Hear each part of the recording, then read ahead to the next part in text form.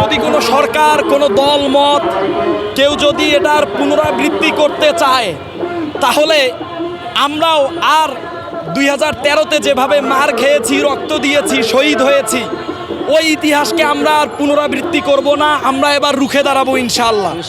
ঠিক যেভাবে 2024-এর অভ্যুত্থানে ছাত্র ভাইয়েরা আমরা সবাই কাঁধে কাঁধ মিলিয়ে একসাথে রুখে দাঁড়িয়েছিলাম, আবারও যদি কোনো সরকার, কোনো দল মত এই বাংলাদেশের প্রেক্ষাপটে 2013 সালের 5ই মেকে পুনরাবৃত্তি ঘটাতে চায়, ওই ইতিহাসের, ওই দিনের, ওই কালো রাত্রের, তাহলে আমরা সেদিনের মতো টিয়ার গ্যাস, গুলি, অত্যাচার, লাঞ্ছনা সহ্য করে আর মুখ বুজে থাকবো না।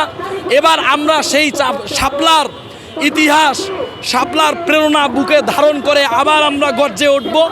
এবং এবার যদি একটা অভ্যুত্থান হয়, সেটা হবে ইসলামের অভ্যুত্থান ইনশাআল্লাহ।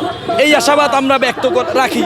এবং আপনারা যারা গণমাধ্যম কর্মী আছেন, আপনাদের কাছে আমাদের অনুরোধ থাকবে, এই পতাকা এটা জঙ্গিদের সিম্বল না, এটা আমার রাসূলের সিম্বল, এটা মুসলমানদের সিম্বল।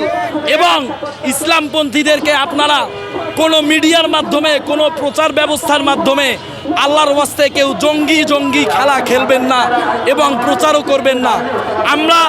আপনারা মুসলমান, আমরা মুসলমান, আপনাদের ইমানের দাবি, আমাদের ইমানের দাবির রক্ষার জন্য আমরা মাঠে নামি এবং জীবন দিতে প্রস্তুত।